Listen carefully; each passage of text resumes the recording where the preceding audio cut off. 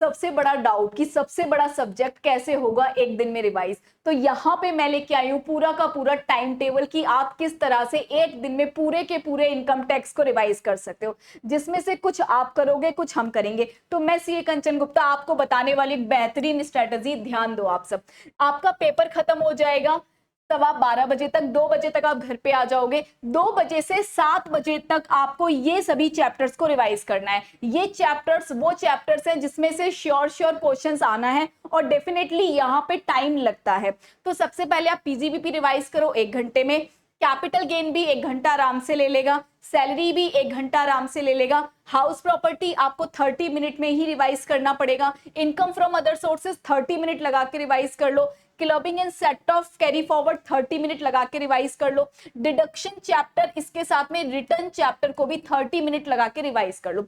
सबसे पहले 2 से 7 बजे के बीच में गांठ बांध लो कि इतना तो आपको रिवाइज करना है। इतना रिवाइज नहीं किया तो आपका आगे का टाइम टेबल बहुत हिल जाएगा, तो ये करना आपकी जिम्मेदारी। उसके बाद जैसा कि मैंने आपको बोल भी रखा है 7 बजे हम आएंगे वार्म अप सेशन लेके, तो 7 से लेके 8:30 में जीएसटी के सभी मेजर चैप्टर्स मैं आपको रिवाइज करा के जाऊंगी, जिसमें आपको supply valuation, ITC, time of supply, invoice, registration, composition, ये सारे के सारे 1.5 घंटे में मैं आपको रिवाइज कराऊंगी।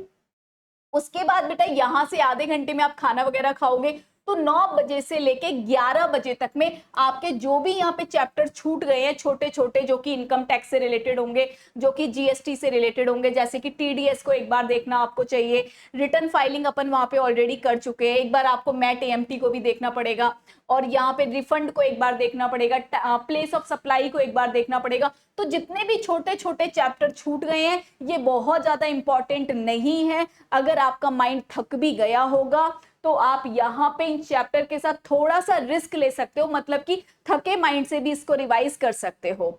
अच्छा, उसके बाद अब यहाँ पे इंपॉर्टेंट चैप्टर आप ऑलरेडी कर चुके हो, ये इंपॉर्टेंट चैप्टर आपके मैंने रिवाइज करवा दिए और ये आपने 9 से 11 के बीच में रिवाइज कर लिए। अब चुप मार के सो जाओ, सुबह उठो 5 बजे, 5 बजे से लेके 7 बजे तक में कस्टम आपको रिवाइज करना है, क्योंकि कस्टम पेपर में मैक्सिमम 5 से 7 नंबर का आना है और ढेर सारी चीजें हैं, तो इसीलिए इसको लास्ट मोमेंट पे पढ़ोगे। सुबह का टाइम एक फ्रेश माइंड का भी होता है, तो वहां पे आप 2 घंटे में कस्टम को पूरा कवर कर सकते हो और यहां से 6 से 7 नंबर भी आपके आ सकते हैं।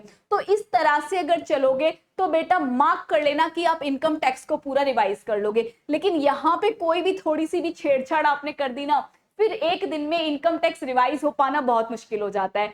तो ये पूरा का पूरा स्ट्रेटजी सिर्फ इसीलिए बनाया गया था ताकि धमाकेदार तरीके से आप रिवीजन पूरा करके ही अपने पेपर में जाओ।